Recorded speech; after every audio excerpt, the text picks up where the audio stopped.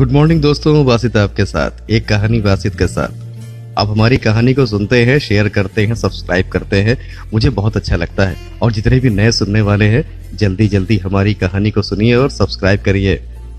एक आदमी के पास एक बहुत ही प्यारा और समझदार तोता था। वो तोते से घंटों बातें करता और तोता भी मजे से जवाब देता। मालिक ने उसे एक चमचमाते चांदी के पिंजरे में रखा था और उसकी हर ख्वाहिश पूरी करता। जो भी खाने को कहता वही मिलता, लेकिन तोता खुश नहीं था। उसे पिंजरे में कैद रहना पसंद नहीं था। उसे खुले आसमान में उड़ना था। वो बार बार अपने मालिक से आजादी की भीख मांगता, लेकिन मालिक हर बार यही कहता, आजादी छोड़कर कुछ भी मांग लो, मैं तुम्हें दे दूंगा। फिर एक दिन तोते ने मालिक से एक दिलचस्प प्रस्ताव रखा। अगर तुम मुझे आजाद कर दोगे तो मैं तुम्हें 3 अनमोल सलाह दूंगा जो तुम्हारी जिंदगी बदल देगी। मालिक तोते को बहुत चाहता था, लेकिन उससे भी ज्यादा उसे पैसे की लालच थी। उसने सोचा, क्या पता यह सलाह मुझे अमीर बना दे। इसलिए उसने पिंजरा खोल दिया और कहा, ठीक है, अब तुम मुझे वो 3 बातें बताओ। तोता आजादी पाते ही पहले मालिक की हथेली पर बैठा और बोला, मेरी पहली सलाह, कभी भी पैसे के नुकसान पर दुखी मत होना। मालिक ने सुनकर मुस्कुरा दिया, अरे ये तो बहुत आम सी बात है, लेकिन उसने कुछ नहीं कहा।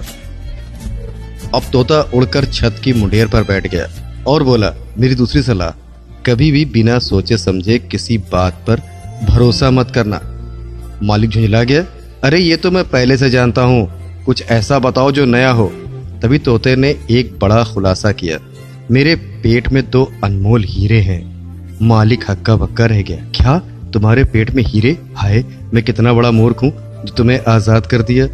अब जिंदगी भर पछताऊंगा। वो दुख से अपना सिर पकड़कर बैठ गया।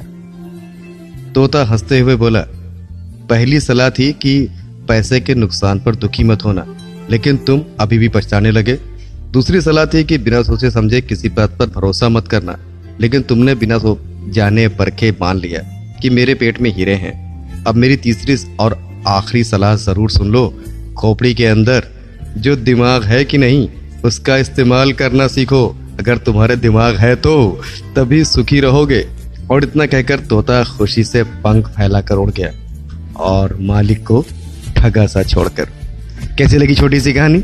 पसंद आई हो तो कमेंट जरूर करिएगा कि इस कहानी से आपको क्या सीख मिलती है।